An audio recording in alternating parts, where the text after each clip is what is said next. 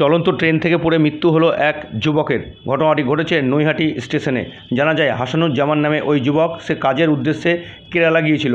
এরপরেই ট্রেনে করে বাড়ি ফেরার পথে চলন্ত ট্রেন থেকে নৈহাটি স্টেশনে পড়ে যায় এবং এরপরেই স্থানীয়রা তাকে তড়িঘড়ি উদ্ধার করে কল্যাণী হাসপাতালে চিকিৎসার পর একটি বেসরকারি নার্সিংহোমে চিকিৎসার জন্য নিয়ে যায় এবং পরে পরিবারের সদস্যরা খবর পেলে তাকে সেখান থেকে উদ্ধার করে মুর্শিদাবাদ মেডিকেল কলেজ হাসপাতালে চিকিৎসার জন্য নিয়ে আসলে সেখানে চিকিৎসারত অবস্থায় গতকাল রাত্রে তার মৃত্যু হয়।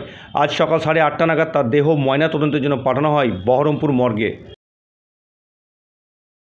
কোন স্টেশনে পড়েছিল? নৈহাটি। নৈহাটি। বাড়ি কোথায়?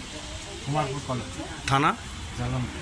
এমনি যাচ্ছিল কোথায় বা কিছু? ও কেরালা থেকে বাড়ি আসছিল। সেই সময় কি পড়ে গেছে না কি হয়েছিল? ট্রেন থেকে পড়ে গেছে। আপনারা কি করে জানতে পারলেন? আমরা শুনলাম পরে, সঙ্গে আরেকজন ছিল, ওর সঙ্গে আরেকজন ছিল। আচ্ছা, দিয়ে তারপরে কোথায় ভর্তি হয়েছিল? ভর্তি হয়েছিল ওখানে মেডিকেল নৈহাটিতে? যে কোনো একটা নার্সিংহোমে তো? প্রথমে কল্যাণী হসপিটালে ভর্তি হয়, তারপরে নার্সিংহোমে তুলে দেওয়া হয়। আচ্ছা, তারপরে ওখান থেকে আমরা আবার এখানে মেডিকেলে? মেডিকেলে এসে মারা। কবে মারা গেছে? আজকে মানে গত রাত্রে? গত রাত্রে মারা। আচ্ছা, নাম কি ওনার? হাসান। হাসানুজ্জামান। আপনার নাম? ঝুমকি।